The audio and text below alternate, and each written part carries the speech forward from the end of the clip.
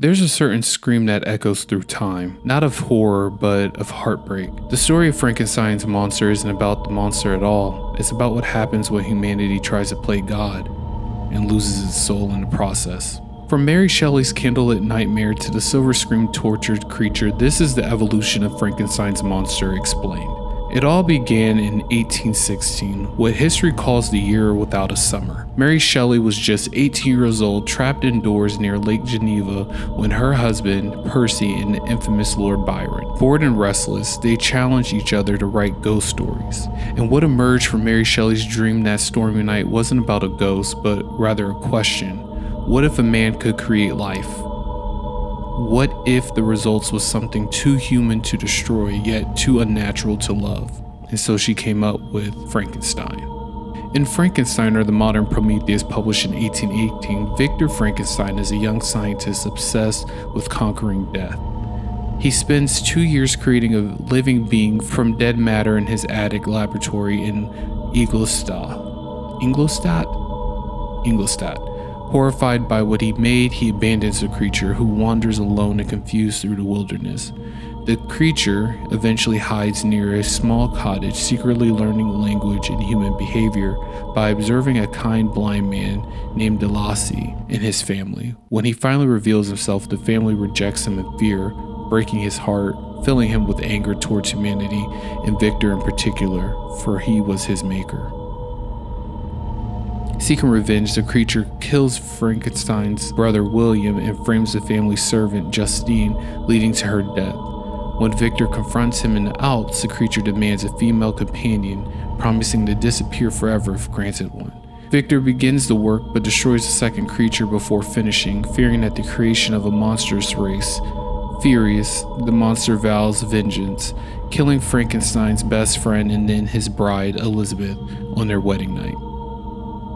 Devastated, Victor chases the creature across Europe and into the Arctic, determined to destroy him once and for all. Before he can, Victor dies aboard a ship exploring the ice.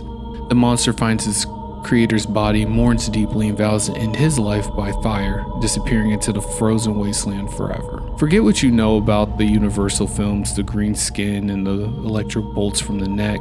Shelley's creature is described completely different in the book. In the novel, the creature is a beautiful patchwork of combined flesh. Shelley describes the creature as a massive 8 feet tall being with beautiful but horrible features. His black hair and white teeth only made his pale skin, sunken eyes, and dark lips look more disturbing. Early stage versions often dressed him in pale blue costumes, and artists through the 1800s gave him many different appearances. The version most people recognize today comes from Boris Karloff's 1931 Frankenstein film, where makeup artist Jack Pierce created the flat head, neck bolts, and stitched together look that became iconic. Karloff continued the roles in sequels like Bride of Frankenstein and Son of Frankenstein, with later actors like Lon Chaney Jr., Bela Lugosi, and Glenn Strange taking over. Now, Universal Studios copyrighted the design, and Karloff's likeness became the standard of the Frankenstein image in pop culture. Since then, the monster has usually been portrayed as a tall, undead figure with gray or green skin, a square head, and a stiff walk, influencing later characters like Marvel's Hulk.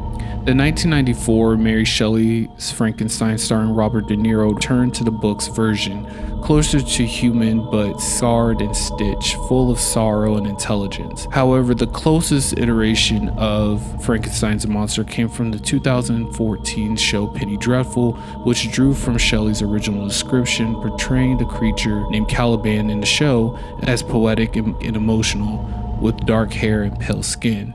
In Guillermo del Toro's 2025 adaptation, Jacob Elordi portrays the monster with both classic and new elements.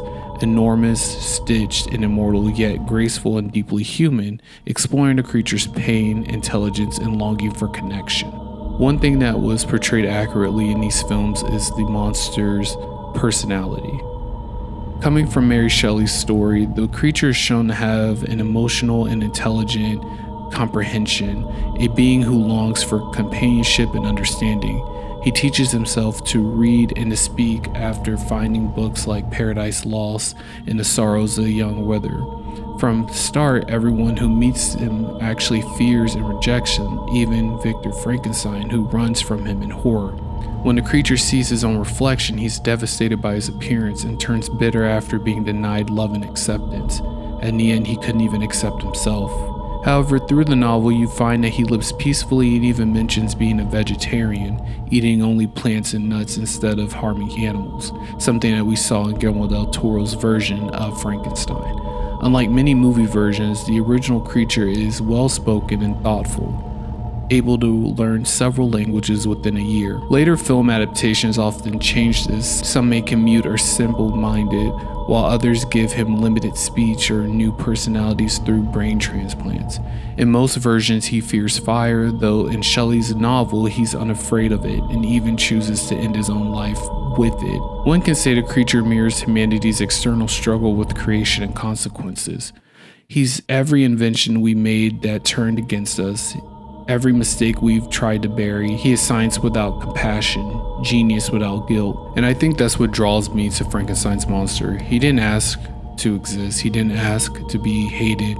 He just wanted somebody to look past the stitches, past the grotesquerie, to see a soul, a man needing connection. Mary Shelley created her creature out of nightmares, but what she really gave us was a mirror to ourselves, because in the end, the monster isn't what we built, it's ultimately what we abandoned. So next time you see Frankenstein's monster, remember, he isn't the villain. He is our reflection, stitched together with tragedy, curiosity, and a fragile spark of life itself. Thank you for watching. Bye.